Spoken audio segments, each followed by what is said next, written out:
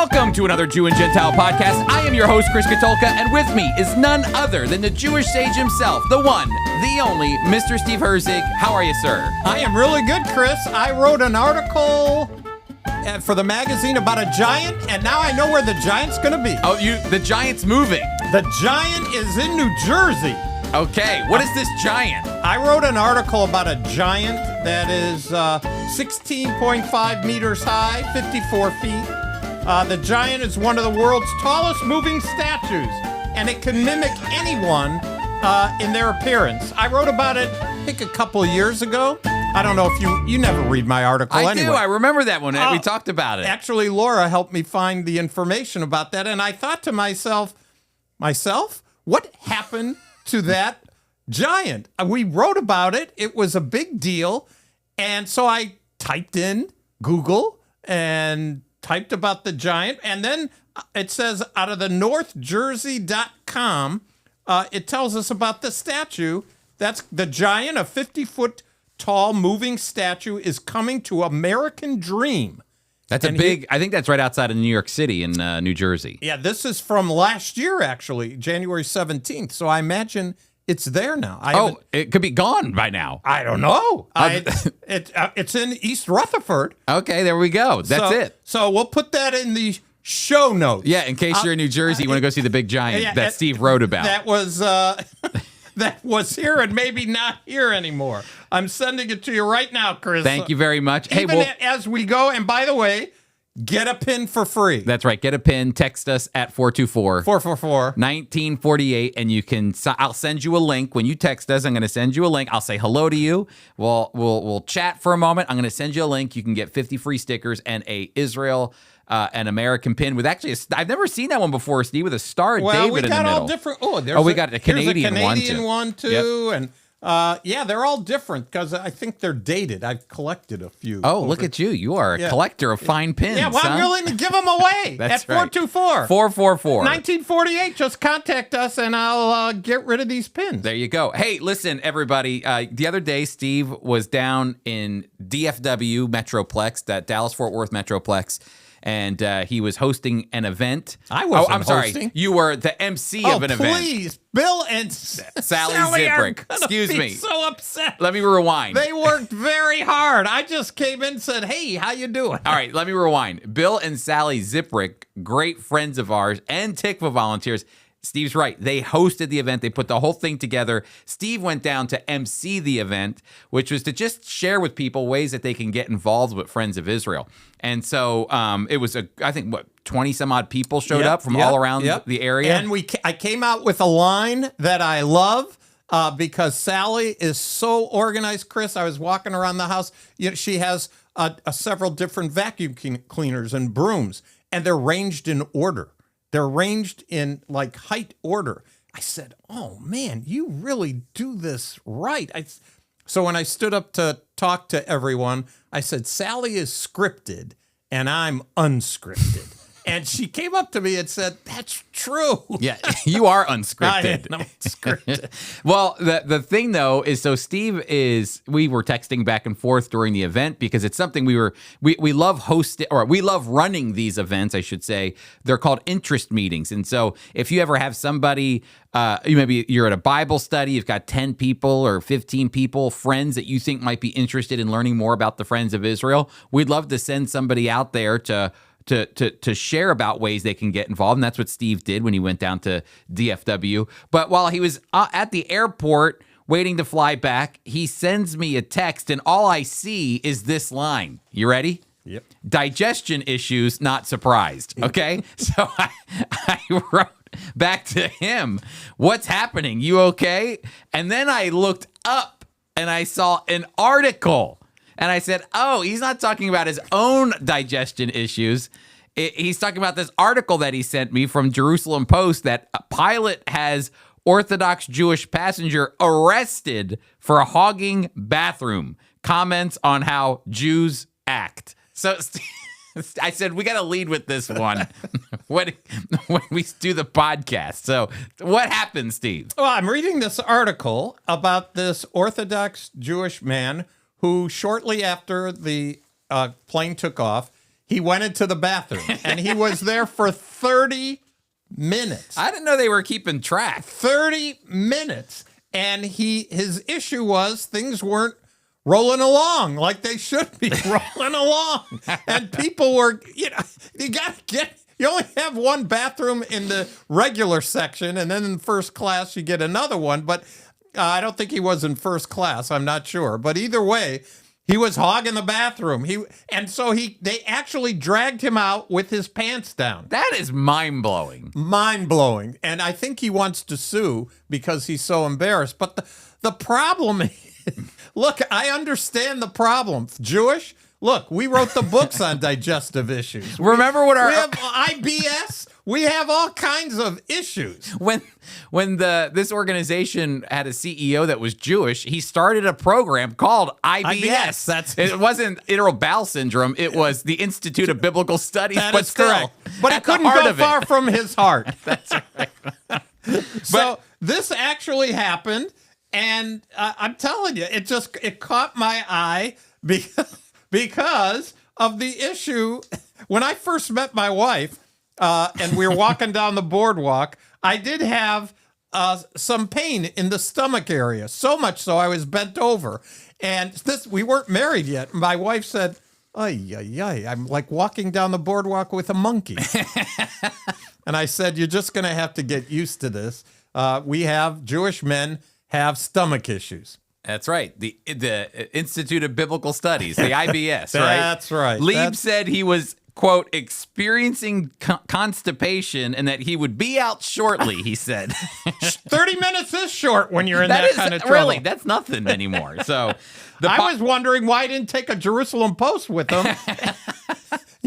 You might as well catch up on the news. Well, I promise you, somebody is currently probably up in the air reading the Jerusalem Post all about this issue and saying, I got to get out of here ASAP from this bathroom. Or you'll get caught with your pants down. All right. So anyway, Steve, I thought that was kind of funny because that you wrote hilarious. Stomach. What was the line again that you wrote to me? I'm checking right now. Digestion issues, not surprised. It wasn't you. It was that poor guy, that Orthodox Jewish man. Yep. Up in the air. Imagine going on an LL flight where almost everybody is Jewish. So you can never get in the bathroom. You'll never get in the bathroom. All right. Well, as I'm sure people are tuning out right now as we speak. It. We chased 3 of the 7 out. That's right. Well, Steve, let's talk about, we've been going through various laws of the Bible. And last week we talked about boiling a calf in its mother's milk from Exodus and also from Deuteronomy, mentioned 3 times in the Torah law.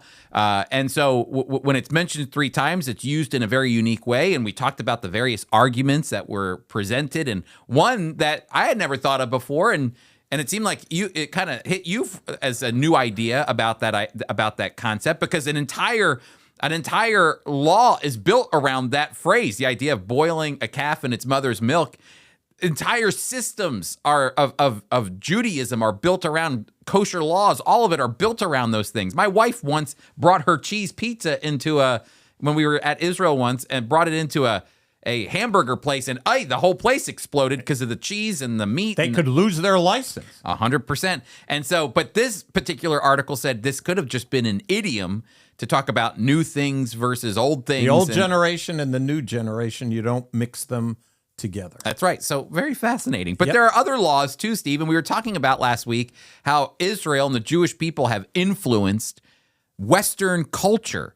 And you even went as far as to say you invented Western society. It wasn't my idea. We were reading an article about that. 100%. Yes. That's a whole article. There's a book written about it that's coming out. That's exactly right. And so the idea of, next time any of our 7 listeners go through the Torah, most of the time you have people, and I'm one of them. I'm reading through the Bible, and you got to go through some Leviticus and Deuteronomy and all these laws, and what do they mean, and do they have any?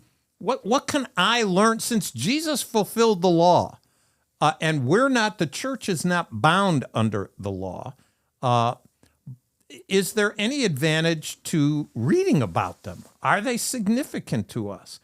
Well, it's interesting as I'm reading chronologically through the Bible. I think I mentioned that. Where are you right now? Right now, I'm in Judges. Okay. Right. No, about to enter Judges. Now all the land in Joshua given to the various tribes. That's where I am right now.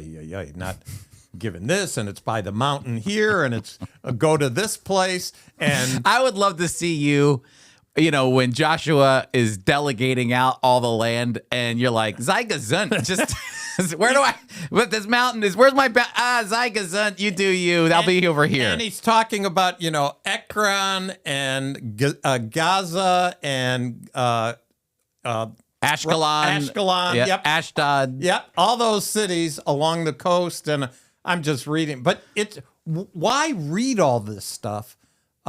It's God's word. It's as though God were telling you vocally. Mm-hmm. So you have to say, man, this is important. But I feel like a 10-year-old, when this parent is talking to him, and he's hearing, yeah, and the parent is going through all this stuff. 100%. So it's significant.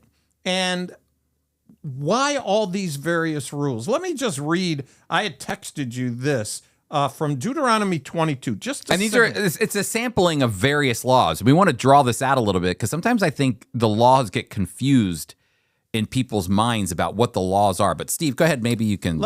Let me. First in Deuteronomy 22, it says this: when you build a new house, okay. There's a lot of building going on. When you build a new house, God is now telling them, when you do it, it's going to happen. Then you shall make a parapet for your roof. So now he's an architect. That's right. He's going to say, if you're building and it's a high rise, more than one floor, you better put a parapet there. Why? Because that you may not bring guilt of bloodshed on your household if anyone falls from it. That's right. So he wants to prevent a lawsuit. And he wants to make sure that no one gets hurt. You shall not sow your vineyard with different kinds of seed. Now, and can we just say too, a parapet it's a guardrail. Yeah, it's a fence in front of the thing, so or around, so that you won't fall off. Kids are up there, adults are up there. Hey, Chris, we've seen in like Colorado in the mountains, people have fallen because there is no parapet. Yeah, there is no parapet. So. We'll talk about all these, but I just want to go. The next one is now you're a farm. God's a farmer now. Oh, you're building a vineyard. You're going to plant a vineyard. You better make sure that the seeds are the same. Don't mix your seeds. Make sure, lest you yield the seed which you have sown and the fruit of your vineyard be defiled. So in other words, if it isn't all of one thing, it's now defiled according to mixing. God. You can't mix. Well, and this will become huge in how the law gets developed through Judaism, the idea of you can't mix certain... mixing anything. Look, wait, there's another one here. You shall not plow with an ox and a donkey together. They got to be you got to be two oxes or two donkeys. And Paul will pick up on that later on as well, to be evenly yoked. You got to be evenly... When you get married, you want to be evenly yoked. All these things come to play. You shall not wear a garment of different sorts, such as wool and linen mixed together. So that means that if you're Jewish and you're following the law, you can't put different materials together. Mm-hmm. You shall this one a lot of people already know. You shall make tassels. You shall make tassels on the four corners of your clothing with which you cover yourself. So we have the tzitzit, which are tassels attached to a like scarf. We call that the talit. And wearing tassels, when I was very young, raised in that very Orthodox synagogue, I went to an Orthodox camp, and you have to wear an undershirt, and then over your undershirt, you wear these, it's got the front, looks like a bib, but it's got the back. Mm-hmm. So you got an open head, you put your head through it. On the front are two tassels, and on the back are two tassels. So God told us we have to have four tassels. Now, the reason given to me, which made sense, by the way, that reminds us of the Jewish people scattered to the four corners of the earth. It also reminds us of the laws. The knots in them are 613 knots in those tassels. And so And the tassels, rabbinically, the tassels have to be exposed. So if you go to synagogue or, if you go to Israel or you go to an Orthodox synagogue, you'll see Jewish men with, it looks like, wait, don't they tuck their pants in? They got these strings hanging out of their pants. They have to. That comes right out of the Torah, That's the right. law. But all these things promote order. God is interested in details, and he's interested in keeping things pure. That's right. Right. And he's trying to prevent defilement. Well, and also, that's why I'm saying sometimes the law gets confused because we oftentimes think of the law in terms of like a ritualistic religion. We separate, because of the culture that we live in, which which you helped invent, which is amazing. We've also created this division between the church and the state. So the things that are holy and the things that are sacred and the things that are from the scriptures, we keep over here. But then the things that are political and the things that are the things of order in politic and community and structure of how we do our towns and mayors and senators and all, that's over here. We separate the two. Where God doesn't do that in the law. The Ten Commandments are a perfect picture of how we relate with God, and just in the main framework of the law, the Ten Commandments, it's how we relate with God vertically and how we relate with one another next to each other. So how we honor him and how we honor each other are all bound up in the Ten Commandments. But what's interesting is that sometimes the laws are basic laws to help ensure that there's just safety in the community, and Build a parapet. yeah, it's think about it. You don't want somebody falling over. Well, think about, I hate this. We in the state of New Jersey, I have my own opinions about how they manage building codes and permits and whatnot. It's a very strict system that they have. I think one time when I moved in, I said, the guy talking to me was talking about permits in the house. He goes, well, you don't have to get a permit to paint. And you don't have to get a permit to lay down new floor. And I go, wait, so everything else I need a permit for? Basically, you need a permit for everything. And then I have to go get a permit and I have to, but you know what? God is doing permitting here. He's saying you cannot just have the open part of your house, without any guardrails, or somebody could fall off. And then what's the point? The bloodshed is the idea that someone's died on your property. That's not good for you. Nope, that is not good for you. Even earlier on, he'll say in Deuteronomy chapter 22, if you see your fellow Israelites' ox or sheep straying, do not ignore it, but do not ignore it, but do not know who owns it. Take it home with you and keep it until they come, or anything else they have lost. Do not ignore it. Help your neighbor out. You're getting trouble if you ignore it. That's right. You have to keep it. It's the Good Samaritan law. You know what I mean? You know what I pictured when I read that? I'm gonna take this. They're gonna accuse me of stealing the thing.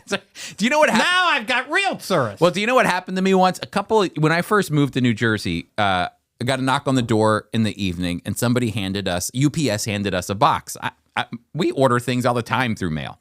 So UPS brings a box, and I open it up, and it was a brand new Apple Watch. And I look at Karen, I go, did you order an Apple Watch? She goes, no. She goes, did you order an Apple Watch? I go, no.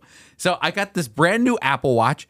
I have no idea who it's for, what it's our address on there, our name, all of it. Oh, your name too. I believe the whole thing was to us. Somehow it came to us. Okay.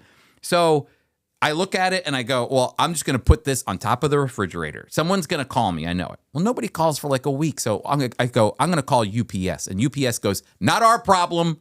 So I said, all right, well, I'll call Apple. So I call Apple and I go, I got this brand new watch.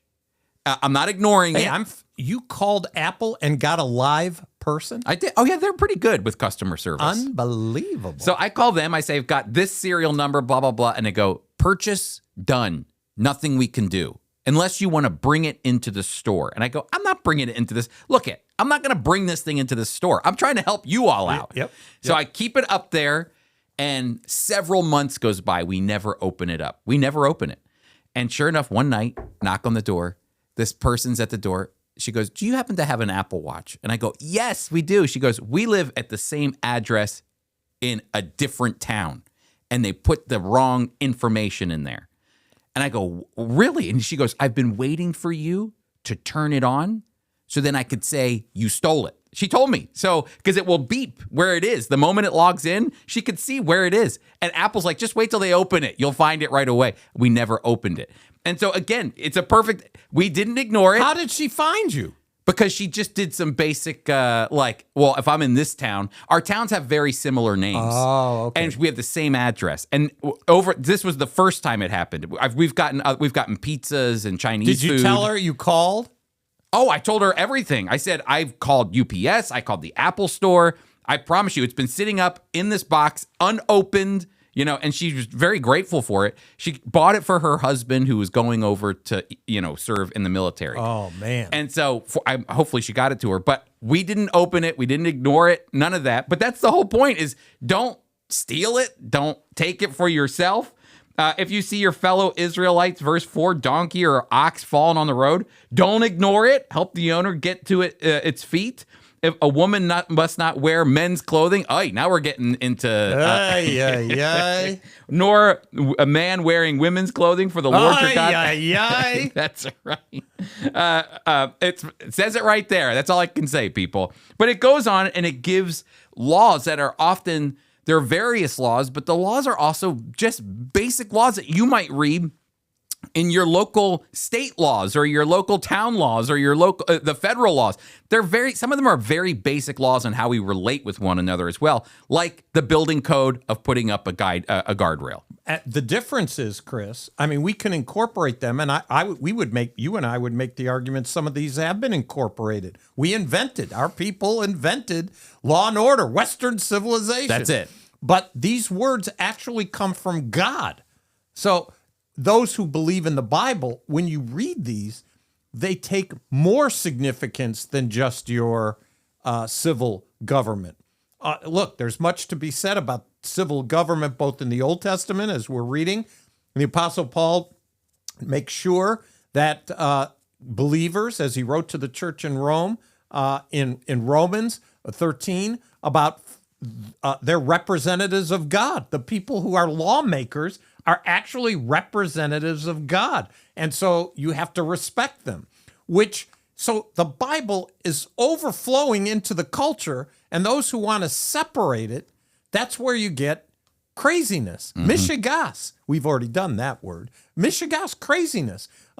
It doesn't mean we're bound under the law, but we should at least respect and try to understand what is being said, and should we use those as principles in our everyday life. Well, and even the Apostle Paul picks up on a lot of the laws and moves them into, like we said, with marriage, talking about don't have a donkey and an ox together. Well, now he's talking about the issue of marriage, and he's saying a donkey and an ox, and now we're talking about who's the ox and who's the donkey. I don't want to go that far.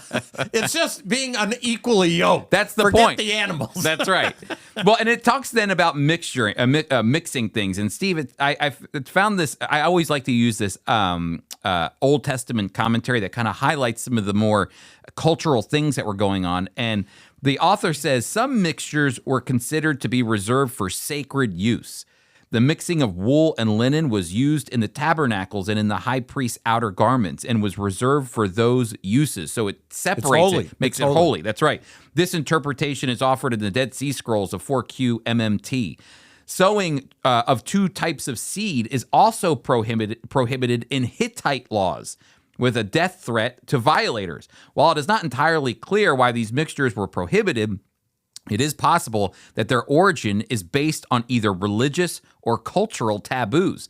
The fact that the crop is defiled or forfeited to the priesthood suggests religious implications and perhaps a reaction to a Canaanite fertility ritual or practice. In Leviticus 19:19, the prohibition is against mating two kinds of animals, while here it is concerning plowing with them together. Experiments with hybridization and crossbreeding are attested as early as 3rd millennium BC. So you can see that sometimes when God designed the laws, they could be something as simple as, look, you're not in the law. You're not supposed to murder. So how do we make sure that we're not killing and people aren't dying? Well, you put guardrails up on your home. That's a good basic law. But then sometimes they were overlaid. Law in the Old Testament was overlaid so that culturally and spiritually, God is moving you away from the Canaanite or Hittite cultures that were embedded in the land already. Remember, as Steve was mentioning earlier about the Israelites coming in with Joshua and he's designating out the lands and whatnot, there were still people living in the lands that were not Israelites. Those people are being judged. Their sin is full, and now he's using his chosen people to come in and to do judgment on them and giving them the land. Giving them the land, but then also trying to reinforce through the law that this is the way you're supposed to follow me. This is going to separate you, or else you're just going to look like the Canaanites, or else you're just going to look like the Hittites, or else you're just going to look like the Perizzites or Jebusites. Hey, they already did that a few years back when they became back like the Egyptians. That's right. They we're all capable of going back into that kind of practice. 100%. So these were just some various laws that border on the basic, hey, the building code, help each other out, to the, don't ignore each other, help each other, be with one another. You're in a community together, to more even religious mixing, the idea of mixing things right down to the tassels that Jewish people wear as a reminder of the 613 laws. Steve, I often hear this, and I'm interested in your thoughts. People will say, and I've heard Christians say, the law, I could never keep the law. I could never. When you hear that, what is that, a reality, or is that a kind of a misunderstanding of the law? Actually, Chris, I got saved by trying to follow the law. You could keep the law from a human standpoint.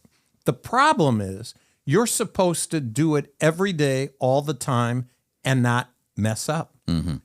The law taught me I was a sinner way before I even heard the gospel. I knew that I could not follow the law. I knew that by junior high. I was going to Hebrew school, and I remember asking my teacher about that.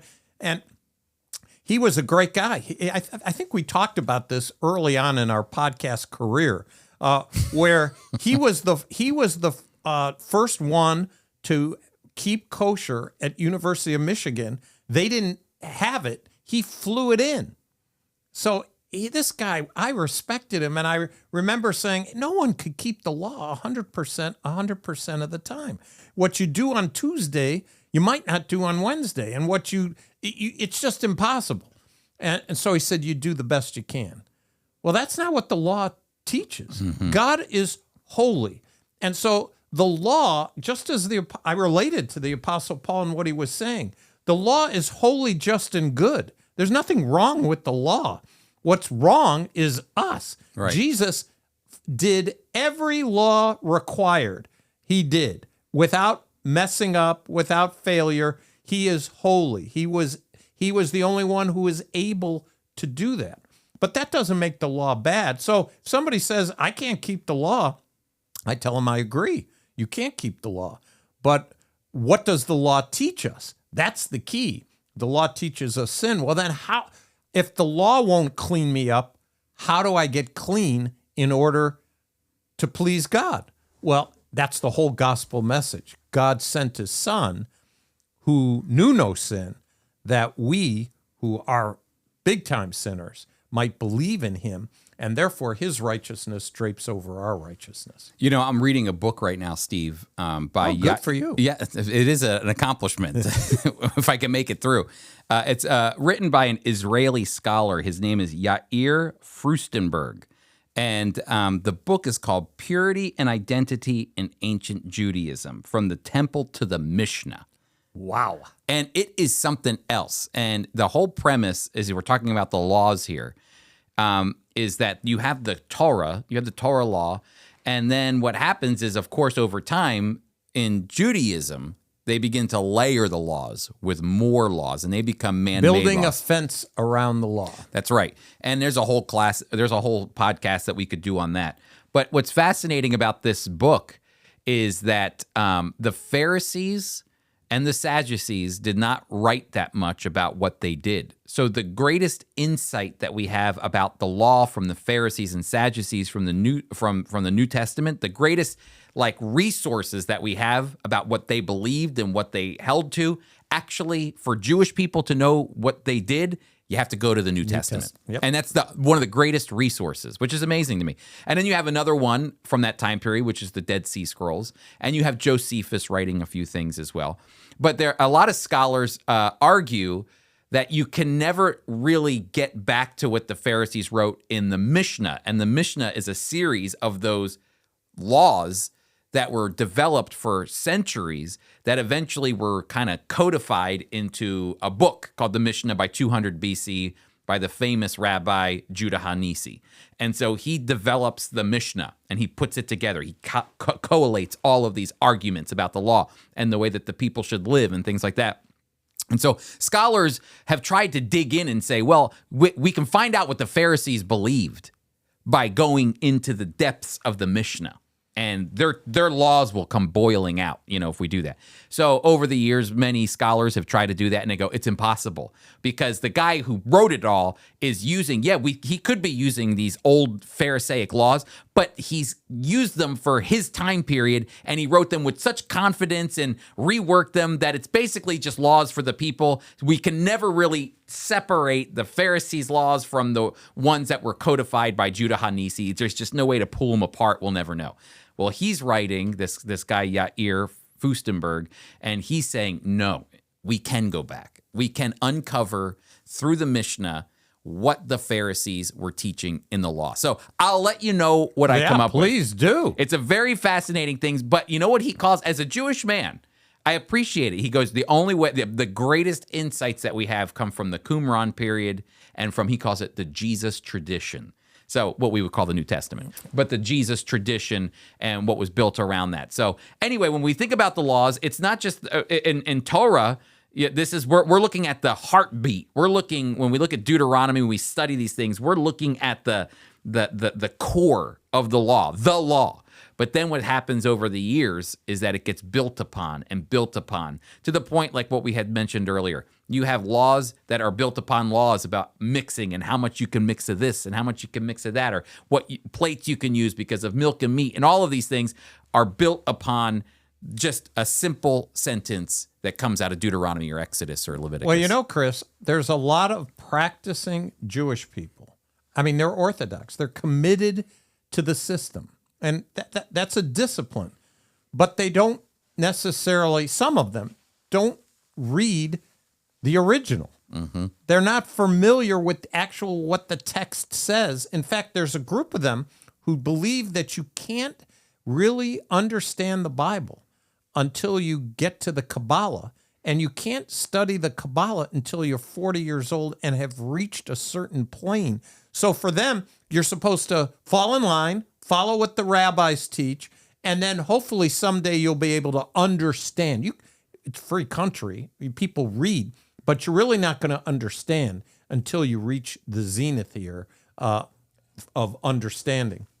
Which, Chris, I remember being in Atlantic City and sitting under a giant pavilion. And we used to do that on purpose. I have a loud voice, and if I would get into a conversation, I made sure anybody at the pavilion heard. It was intentional. That's right. So I had a great opportunity to share my faith at a pavilion in Atlantic City, and I saw a couple of individuals, very religious, and they came up to me near the end of our conversation, and they were headed out, and they said, what you're saying, you don't know what you're talking about. You're too young. You don't the text. You could read it, but you'll never understand it. You have to go to a certain school at a certain age, and then maybe you'll understand. And I said to them, you mean God gave the Torah to elite people? I don't just, and they said, they abruptly left. The Bible doesn't say that. Moses gathered everyone. Later on, Ezra, he gathers everyone. The amazing thing is that they stood the whole time listening. Yeah. Can you listening from Genesis to Deuteronomy. How did they do that? Do you remember we had the Orthodox guy come in one time? I do, yep. And he was telling us, he wanted to partner with us. Yep. And he had a great thing going on, but he goes, but you just don't understand.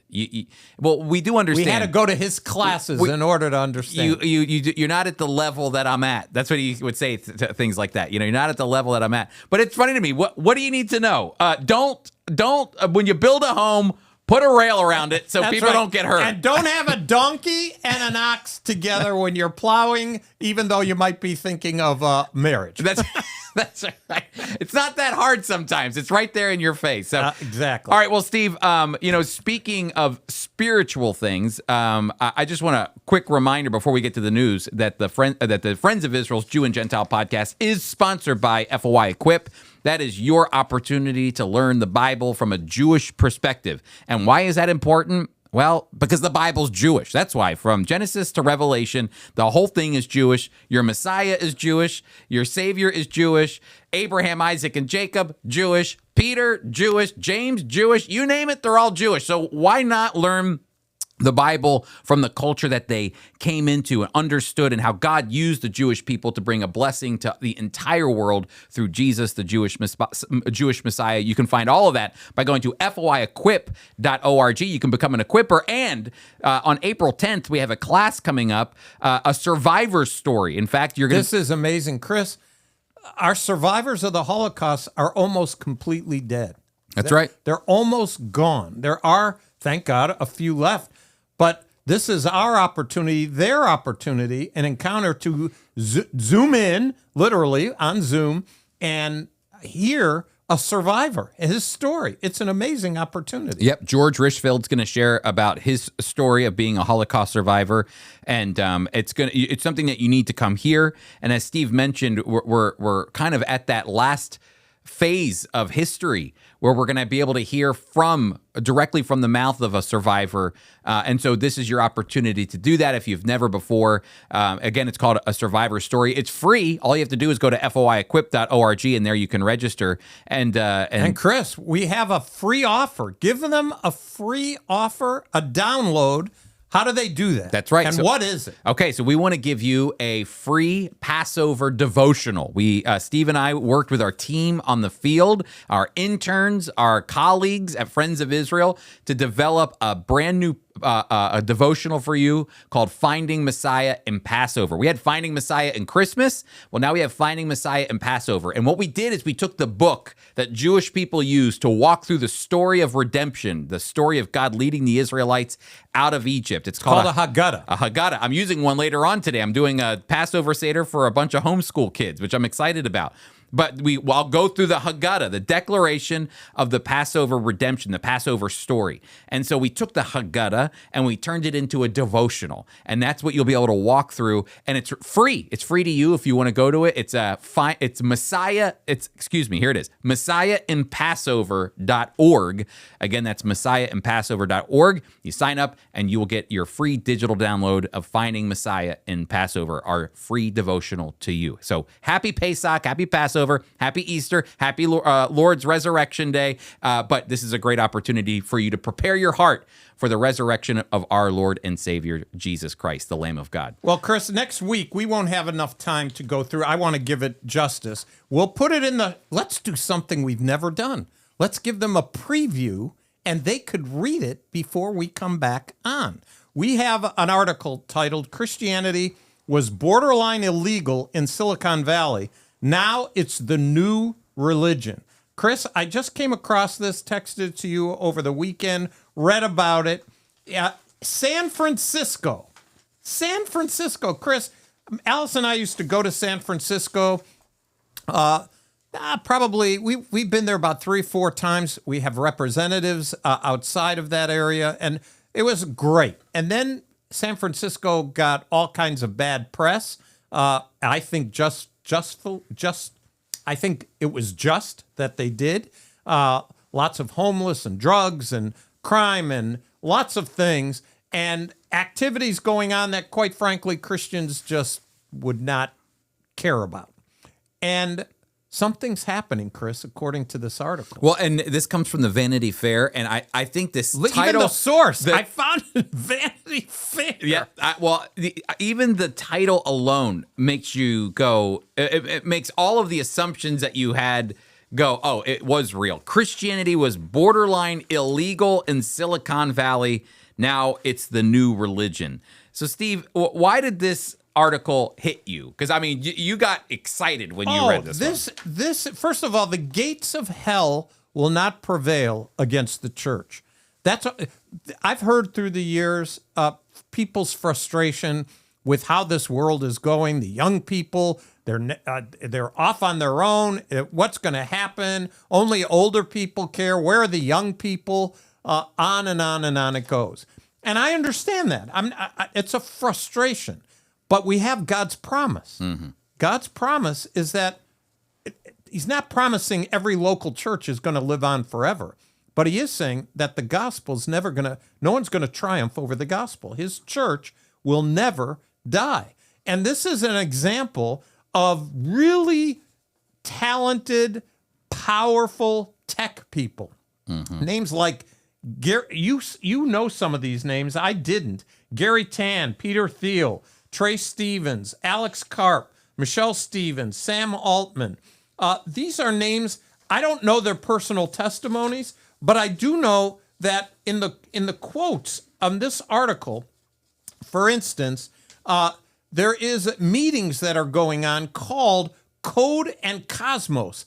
And its underlying thesis is that the fields of science and technology, once considered diametrically opposed to religion and spirituality, might converge with the teachings of the Bible.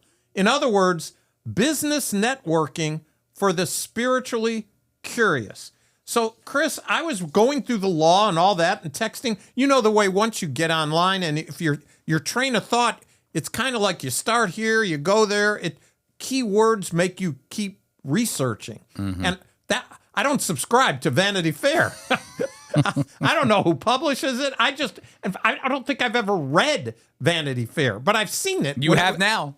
Well, I've seen it years ago when you sat in a doctor's office. There were offices, they had literature. Now there's no literature to read. You got to sit on your phone. The last time I had a Vanity Fair, I was sitting next to Michael Keaton, Batman. Oh. On an airplane. It's just me and him sitting side by side. And we chatted for a moment, and we were just getting off the plane, and there was a Vanity Fair in my seat back pocket. I didn't know where it came from. I didn't even look at it. And he leans over to me and he says, "Are you going to read that?" And I said, "No." And he said, "Do you mind if I take it?" And I said, "Have at it." And so he took the Vanity Fair and walked off the plane. There you go. But this article, Chris, and I think giving it to our 7 listeners who have access, they could read it ahead of time before we start discussing it. We've never done anything like we're actually planning something. I know. Let's see how that goes. Scripted. This is going to be scripted, and I'm an unscripted guy. Sally Ziprick is rubbing off on you. She's rubbing off on me. Hey, listen, it says this. It's not only Thiel. Last summer, in an interview with Jordan Peterson, Elon Musk described himself cautiously as cultural Christian. I do believe that the teachings of Jesus, Musk said, are good and wise. To have 2 of the world's richest technologists worth a recently estimated $400 billion, Musk, and $14 billion, Thiel, speak admiringly about biblical teachings and challenges the view that Christianity is anti-capitalist or even anti-intellectual. Meanwhile, downstream of Thiel and Musk are people like Tan who are busy shepherding the Valley's next cohort of entrepreneurs and who occasionally tweet scripture from his X account. So again, we're not saying that like there's this, all these tech giants are, putting their faith in the Lord Jesus Christ. Someone like Musk, though, I mean, it's a big in the anti-God world that we live in. To say that you angle toward what the scriptures teach, that means that number one, you're reading the scriptures or you're engaging with the words of Jesus. Yep. I always like to remind people that Jesus said, "Go and make disciples." Disciples aren't necessarily people who right away follow everything that you teach. It means that they start kind of listening a little bit to the rabbi, and they kind of peer into what he's saying, and they maybe like a little bit of this and a little bit of that. It doesn't say go and make converts. It says go and make disciples, which means that who knows? I don't know how God. I hope God surprises me, but I don't know how God is working in these leaders' lives, because they can influence other people in a positive way. But when you look in and you peer in, the words of Jesus are doing exactly what the rabbi's words were supposed to do, to bring people in to say that the teaching matters. But Steve and I always need to be clear about this. The only way to the Father is through Jesus, the Jewish Messiah, through the Savior who died and shed his blood for us, and having a personal relationship with him through repentance and faith by his grace being poured out, that you would have a relationship with him, not just the fact that you like his teachings. That's not enough. It's that you have to have a relationship with him through his son. But the point, though, is that we're seeing a huge, huge cultural shift in Silicon Valley right now. Unbelievable. And near the end of the article, it says this: when I took Tan aside to ask why he thought a Christian perspective was relevant to anyone working in artificial intelligence, he told me that it was imperative for people working in tech to realize that they're building for something beyond themselves, their families, and communities. He said, technology is so powerful right now that you need to have this sort of touch grass moment. People are so ready to make AGI their god, Tan added. We're trying to do with events like this to give them an alternative. Chris, this could be kind of a shovel-turning event in San Francisco. Things won't be the exact same way that they have been for the last couple of decades, as there seems to be spiritual or an interest in spiritual things. Let's talk it that way. I like that. And, you use that phrase that stuck out to me when you were reading that in my office earlier, which is the touch grass moment, to go out and to see, these developers, Steve, they're really, we're not joking. These people are changing the world. Right now, in the world that we live in, we are going to see a drastic shift in how we relate with technology through AI, artificial intelligence. What we're doing now, I don't think will compare to what my kids will grow up in the next 10, 20, 30 years. AI is going to change everything. And you can almost get the feeling that you're kind of like if you're developing that, you're kind of like a god. But reality is that you got to go out there and touch the grass and realize I'm just the creator of zeros and ones. Binary code going back and forth. They learned how to use it differently.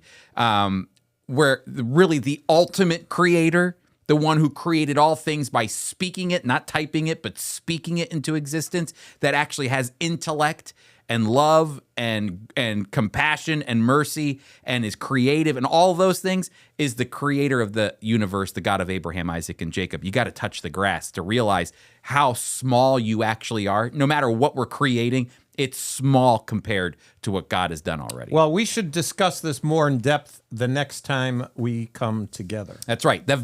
Steve Herzig reading the Vanity Fair. Which segues, Chris, into something I saw that I didn't know. People might remember the astronauts that were rescued. Our president said, you got to go out there. They've been there months. We got to get them. They were supposed to be there 9 months. Instead of 8 days or something. They were supposed to be up there a week. Well, the headline here from Harbinger's staff reads this way: rescued astronaut applauded for his bold faith proclaiming the gospel while stranded at the space station. I did not know that. Did you know he was a believer? This is kind of like your pavilion story, where you're under the pavilion speaking as loud as you can about Jesus so people hear your faith. Look, they're all trapped in a space station, flying around, orbiting around Earth, and what does he do? He uses his extra 9 months to share the gospel. I think this plays in perfectly with what we were just talking about, and it's the idea that here's an astronaut that lives in the world of science, Definitely. technology, all of it. And he allows himself to see the crossroads, the connection, I should say, between science and faith in God. And so this is a big thing. And then he proclaims that truth as well. Listen to this. Evangelist Franklin Graham and FRC President Tony Perkins gave glory to God for the rescue of the astronauts and commended the astronomical faith of Captain Wilmore. Following the crew's return home, Answers in Genesis founder and CEO Ken Ham, who stayed in contact with Wilmore at the space station, also praised the Lord for his safety and proclamation of the gospel. Barry's a great friend of the ministry, and he kept in touch with us during his long stay. Could you imagine getting a call from outer space? Ken Ham got a call from outer space. That's amazing. Ham noted, "We're thrilled that he and Williams have returned to our planet safely." It is amazing what man could do, but it's all under the auspices of what even greater, no comparison to what God has done. You know, it's kind of like, do you think Ken Ham said, do you see any floods emerging from up there? Do we need a boat? Because I have one out here in Kentucky. Yes, we do. All right, Ynet News. I found this interesting, Steve, and I know we're not going to have too much time to talk about it, but this defines Israeli culture perfectly. In fact, even Jewish culture, when we talk about you and Sally being scripted and unscripted, but this is the title from Ynet News: Israeli chutzpah and Japanese perfectionism, Israel's success story. Think about that. Chutzpah and perfectionism. That's right. That is amazing. Well, I can tell you this right now, because it's nothing against the Israelis, because they utilize their chutzpah perfectly. But things are chaotic. I mean, like, I've worked in that system I've worked with Israelis, and nothing ever works perfectly. One of the things I laugh at the most whenever I'm driving down the road in Israel is it'll say the town or the road or whatever in Hebrew, but it is never spelled the same in English. There's always a different, way of there's nobody guiding or giving direction to that's not the way it's spelled. That kind of stuff doesn't bug them. They're not perfectionists like that, but they get the job done and they do it right. Sony chutzpah and Japanese perfectionism, Sony's Israel's success story. Sony Semiconductor Israel develops groundbreaking chips for smart devices while maintaining Israeli leadership under Japanese management and overcoming cultural challenges. Nohik Semel hands me a thin silicon chip about the size of a 1 shekel coin. It's about a nickel. See the black part here, he said. This is the chip we're developing and manufacturing. Here's the GPS. He points to the bottom of the chip. The SIM is embedded in here, and so is the antenna connectors. Samel 50, a resident in Kfar Saba, is the CEO of Sony Semiconductor Israel, the local branch of the Japanese electronic giant. Working together. I would just love it. I wonder if they're using English as their means of communication with each other. So you have the Israeli accent, the Japanese accent, the Israelis with the arms flying, 100%. and the Japanese who kind of, That's right, exactly. Unbelievable. It's a great little article that we put in the show notes for you to kind of see the differences in how Israel works with a bunch of different cultures, Japan being one of them. But the Israelis, they don't lack chutzpah. That's the reality. So I'd like to see a Japanese person with chutzpah. I bet they're out there. That would be pretty cool. I bet they're out there. All right, Steve, we got one more here. Houthis declare Ben Gurion Airport no longer safe after renewed Gaza fighting, Steve. So this is another one that Steve sent to me. The Houthis announced an aerial blockade on Ben Gurion Airport and threaten any airlines that fly to Israel. Steve, Israel's taking care of Hamas. Israel's taking care of Hezbollah. It's been quiet on the borders, but the Houthis, another proxy of Iran, continues to wage war against Israel, and now America's involved as well. And so this is an interesting article, especially. But it's kind of funny too, and I'll tell you why I said that, because the group, the Houthis, wrote this. After the success of our Yemeni armed forces in cutting off Israel's shipping in the Red Sea, the Houthis have not been that successful. I I mean, they've done some damage. They're to be reckoned with. I admit that. But he said, now we're blockading Ben Gurion Airport. Have you heard Ben Gurion Airport closed? Not one bit. Yep. It caught my mind. Number one, they're on the radar, but they've been on the radar. And what's interesting is how Israel, as you said, is just taking care of leadership with Hezbollah. I think they're down to their third or fourth leader. Yeah, their levels of leaders. One guy lasted less than 24 hours. So, did you see the funny video of they're all like the Hezbollah is having a meeting? It's a parody, and they're having a meeting, and they say, "We're excited to announce that so and so is our new leader," and the guy goes, "Not me. I don't want that job." If you had a meeting like that, in my mind, we're announcing, let's have a vote for the next guy, and the guy wins. The losers would jump under a table waiting for a rocket to come in. Get out of here. Or their phone blowing up. Well, and the reality is that according to Israel National News, I just read that an Iranian commander for their Quds forces went to Iraq to meet with the Iranian ambassador in Iraq, along with other individuals, Shiite, pro-Shiite, pro-Iranian backed individuals in Baghdad. And he said, hey, look, this includes Houthis as well. You got to relax. Don't do anything right now. And he's basically asking them to not launch any warfare, anything against Israel, because I looked at it and kind of said, I bet it's because Trump has recently said to the Houthis and to Iran, anything's possible right now with you guys. If you don't get yourself under control, all options are on the table. I think that's what the National Security Advisor, Waltz, said. All options are on the table for Iran right now, which I think has them going, hey, guys, let's not, the bullies in the region, the Houthis, let's calm down. You factions over here, let's not go crazy. Let's pull it together, because really the reason why Iran is completely, feeling like it's dismantled, it's got to rebuild.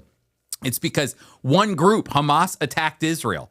And that one attack on October 7th set in place a domino effect of taking out Hamas, taking out Hezbollah, the fall of the Assad regime. All of that was to the detriment of Iran. Iran has lost. They've lost. And then they were attacked by Israel, and key nuclear sites were taken out. So they've got a lot of rebuilding to do. So when you got the little buddies, the Houthis over here launching rockets, they're saying, guys, can you just calm down? Because all options are on the table with the Trump administration for us. We don't want any trouble right now. We want to rebuild. So I'm imagining they've got a lot to think through. And those Houthis are over there in Yemen launching rockets. So very interesting. Well, Steve, we got our Yiddish word of the day. I'm going to let you say it, especially as we think about the law. We're thinking of the law, and when you read the law, Moses penned the law, and there's several places throughout the Torah that talks about, I love you, Lord.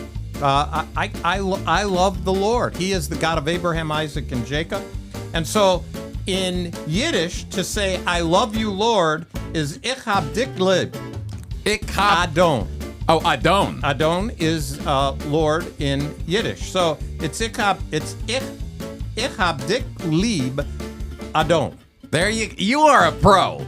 You are. I wish there was an applause effect. I knew a few Yiddish words, and now I'm looking online for other words of the day, trying to coincide with what we're talking about. Well, and you nailed it, because a lot of times David in the Psalms angles his love for the Lord based on his love for the commands that God gives him through the law. And so that's nothing that we should balk at or anything. We love you, Lord. The law is holy, just, and good, coming from a holy, just, and good God. Your word is a lamp unto my feet. And a light unto my path. Preach it, brother. Hey, everybody, thanks so much for being a part of the Friends of Israel's Jew and Gentile podcast. Hey, you know what? We've got free stickers. You want free stickers? We want to give them to you. 50 free stickers, including if you want a pin, an Israeli pin that has Israel and America on there. All you have to do, you ready? It's easy. Text us, 424-444-1948. And when you text us, I'm going to send you a link, and that's where you can register to get your 50 free stickers. Don't forget, FOIEquip.org.